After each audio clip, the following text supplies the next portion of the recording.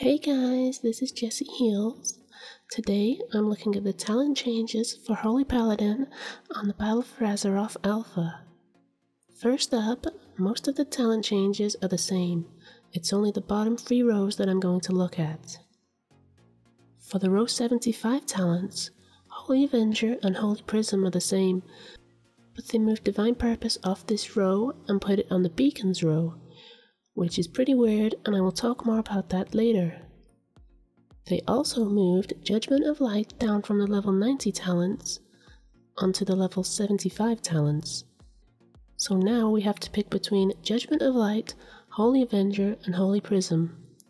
This is kind of interesting, and I'm thinking most people will take Holy Avenger for Mythic Plus and raid encounters where mana isn't an issue, and Judgment of Light for progress bosses where you need to conserve your mana. I like Holy Prism and use it in Mythic Plus quite a lot, particularly for explosive weeks, but I think it will probably still not get used much, unfortunately.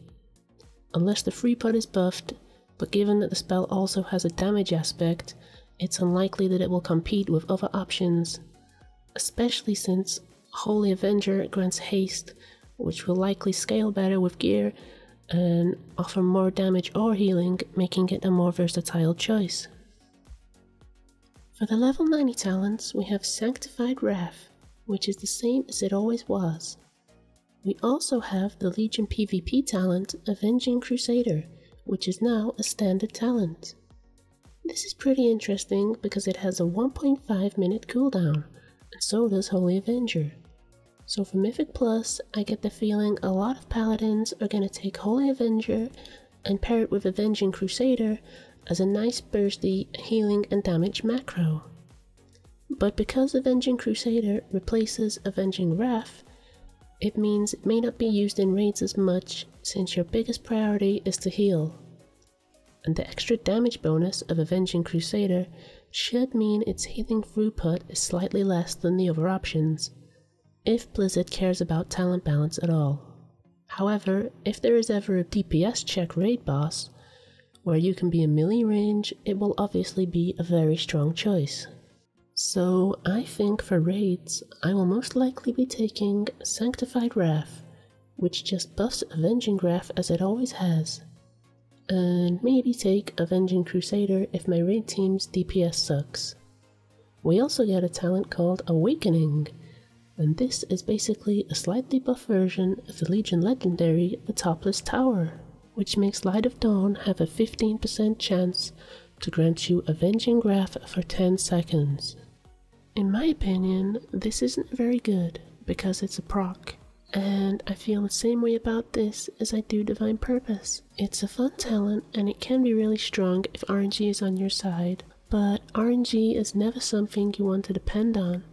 And God knows there's already too much RNG in WoW, so I probably won't use it very often, unless the proc rate is incredibly high, which I doubt it will be. The main problem with proc talents is that you can end up getting a ton of procs when you don't need them, and then it's wasted value when the proc chance is on its internal cooldown. The old level 90 talent, Fervent Martyr, has been removed, which is probably for the best because it was total shit and no one ever used it. Now for the level 100 talents. Beacon of the Lightbringer has been removed, which arena players might be upset about because I think that was the main area this talent was used, and maybe on a few raid bosses now and then. Beacon of Faith and Beacon of Virtue are both the same, and I will pretty much be taking these talents most of the time. Beacon of Faith for raids and arena, and Beacon of Virtue for Mythic Plus. As you can see, we now have Divine Purpose on this row of talents, which is kind of weird and feels wrong. Luckily, I'm biased against proc talents and anything RNG, so it's not that hard of a choice. But it could definitely be an option for some raid bosses, depending on how the tank damage comes in. For example, if there is a boss where only one tank takes damage for a long time, it may be worth beacon swapping and using Divine Purpose, as the procs will save mana and the single version of Beacon of Light heals for a little bit more.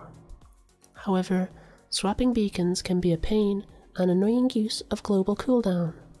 It also burns a little bit of mana, so I feel like putting Divine Purpose on this row might have just killed it. But we will see. This is just my assessment based on my experiences so far. What do you think about these talent changes? Let me know in the comments. And as always, thanks for watching. See ya!